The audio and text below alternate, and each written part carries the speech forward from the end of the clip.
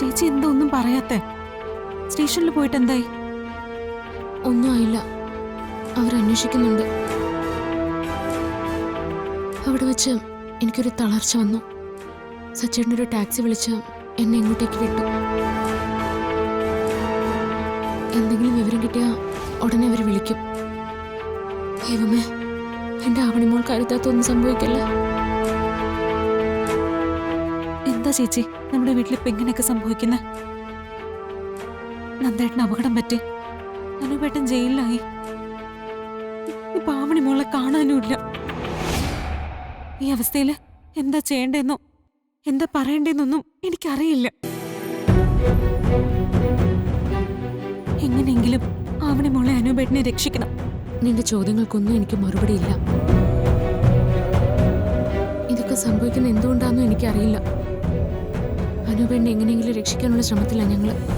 അതിനിടയിൽ ആവണി മോളും കൂടി എന്ത് ചെയ്യണമെന്ന് എനിക്കറിയില്ല. അവള് സ്കൂൾ ബസ്സിൽ കയറിയിട്ടില്ല.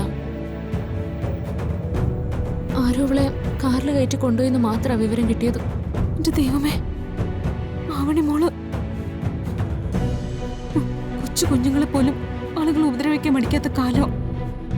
ദിവസം ഇതുപോലെ എത്രയോ വാർത്തകൾ നമ്മൾ കേൾക്കുന്നു. കാണാതാവുന്ന പല കുഞ്ഞുങ്ങൾക്കും പിന്നെ എന്ത് സംഭവിക്കുന്നു എന്ന് പോലും ആരും അറിയുന്നില്ല. അതുപോലെ നമ്മുടെ ആവണി മോക്ക് സംഭവിച്ച പിന്നെ ജീവിച്ചിരുന്നിട്ട് കാര്യമില്ല. നീ വിഷമിക്കണ്ട, അരുതാത്തൊന്നും സംഭവിക്കില്ല. വേണ്ടാത്തൊന്നും നീ ഇപ്പൊ ചിന്തിക്കണ്ട. നമ്മുടെ ആവണി മോള് തിരിച്ചു വരും. അവക്കൊന്നും സംഭവിക്കില്ല.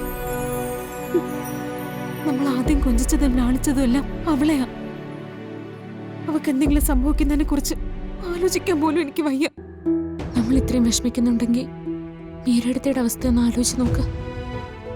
ആകെ തകർന്നു നിൽക്കുക പാവം. അവരുടെ ആകെയുള്ള പ്രതീക്ഷ ആവണി മോള്. അനുപേട്ടനെയും മീരടുത്തിയുടെയും ജീവനാ അവള്. അവൾക്കൊരു പോറൽ പറ്റിയാൽ പോലും മീരടുത്തി അനുപേട്ടനും പിന്നെ ജീവിച്ചിരിക്കില്ല. ജയിലിൽ കിടക്കുന്ന അനുപേട്ടൻ ഇതെങ്ങനെ സഹിക്കും? അവിടെ കിടന്ന് നിലവിളിക്കാൻ മാത്രമല്ലേ ആ പാവത്തിന് കഴിയൂ. നമ്മളിനി എന്താ ചെയ്യാ ചേച്ചി? എനിക്കറിയില്ല. ആവണി മോൾക്കൊന്നും വരുത്തല്ലേ നമുക്ക് പ്രാർത്ഥിക്കാം. നമ്മൾ ആർക്കും ഒരു ദ്രോഹം ചെയ്തിട്ടില്ല. ദൈവം നമ്മുടെ കുഞ്ഞിനെ രക്ഷിക്കും. സച്ചേനും പോലീസുകാരൊക്കെ അന്വേഷിക്കുന്നുണ്ടല്ലോ.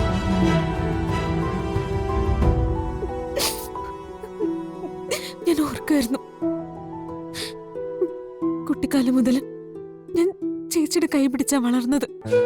അച്ഛ ചേച്ചിയുടെ കൂടെയാണ് ഞാൻ കിടന്നുറങ്ങിയത്. ആവണി മോള് ജനിച്ചപ്പോഴും അവളെ ആദ്യം ഏറ്റുവാങ്ങിയത് ചേച്ചിയാ. ചേച്ചി എടുക്കുമ്പോ അവളൊന്ന് കരയ പോലും ചെയ്തിട്ടില്ല. മോളെ, പറയാതിരിക്കാൻ പറ്റുന്നില്ല ചേച്ചി. എന്റെ വിഷമങ്ങള് ഞാൻ ചേച്ചിയോടല്ലേ പറയാറ്. ചേച്ചിയുടെ നിഴലിൽ മാത്രമേ ഞാൻ എന്നും ജീവിച്ചിട്ടുള്ളൂ.